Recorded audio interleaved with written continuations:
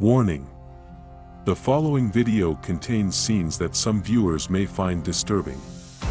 Viewer discretion is advised. I'm making a video about the South Shields Poltergeist's historical haunting.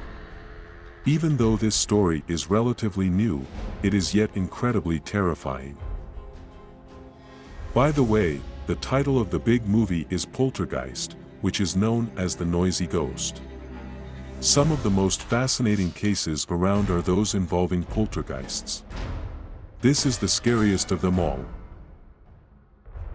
Welcome to the Bleeding Truth YouTube channel. To know about some of the scary crime facts, click the subscribe button, and make sure to hit the bell icon if you don't want to miss out on our new videos. The story. A young couple in the British coastal town of South Wales was living in a lovely, terraced house with their little kid. They had a perfect home life up until the end of 2005.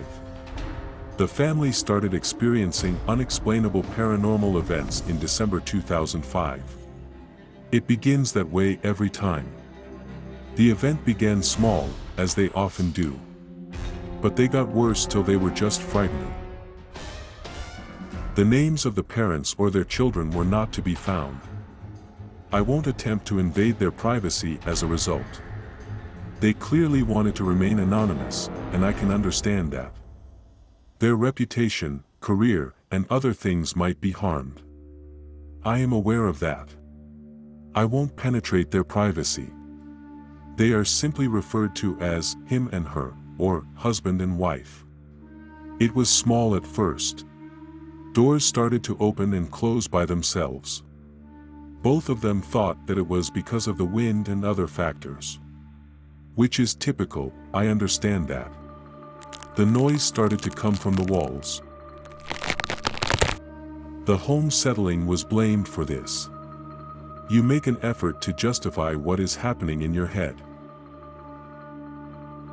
Then, the incidents developed into something that was difficult to understand.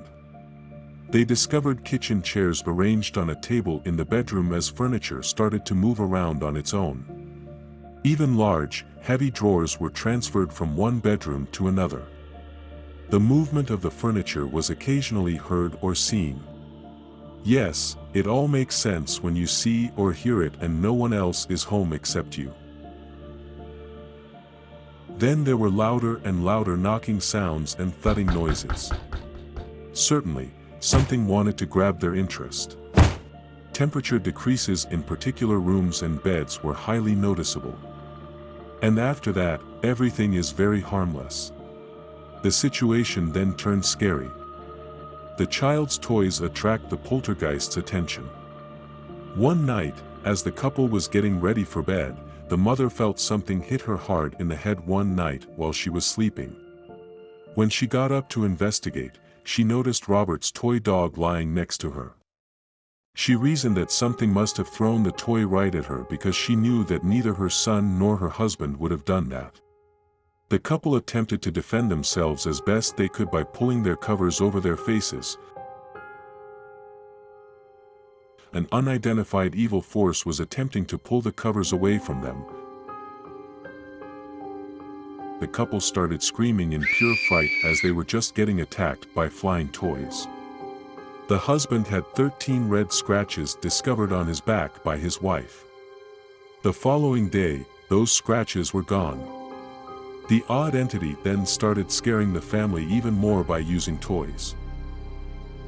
The rocking horse was discovered hanging from the loft hatch in the ceiling. At the top of the steps, they found a bunny. In its paws, the soft animal carried a box cutter. On their own, toys would roll across the floor. Toys would turn on by themselves and produce unsettling moaning noises. After then, blood was discovered flowing from a bathroom sink which suddenly disappeared.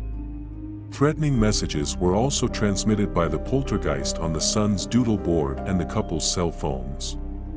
Additionally, they were receiving no text messages via text. These texts contained threatening language like "you're dead" or "just leave now." The messages were frequently accompanied on the doodle board by strange forms and symbols. No phone number or email address could be linked to any of the cell text messages. It was crazy. They hired ghost hunters to look into it. And many of the events that the couple recounted were seen by these individuals. So, when those who you call in to inquire saw them, it's not a fraud. A sizable dark shadow was also seen by the investigators roaming around the house. When they tried to photograph it, it was either gone or didn't appear on the video, suggesting that the shadow beings were aware they were looking into it. Everything the couple said has been thoroughly verified by the investigators, supporting their account. The South Shields Poltergeist, One Family's Fight Against an Invisible Intruder was the title of a book the investigators authored about the incident. But I didn't read that book still. About the book. A real and horrific narrative of a family's valiant struggle against an invisible invader, the South Shields Poltergeist, is one of the most important instances in the last 50 years. One of the best cases of its sort, spanning the years 2005 to 2006, this intense, protracted, and thoroughly documented encounter is certain to be recorded in the annals of psychical study.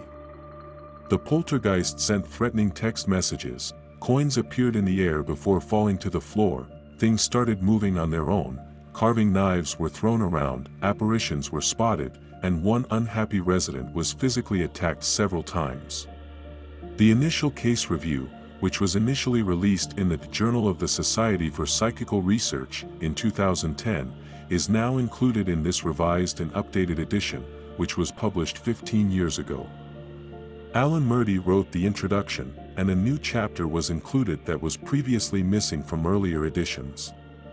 The South Shields Poltergeist is a reminder that reality is not always what it seems. This is the end of this video.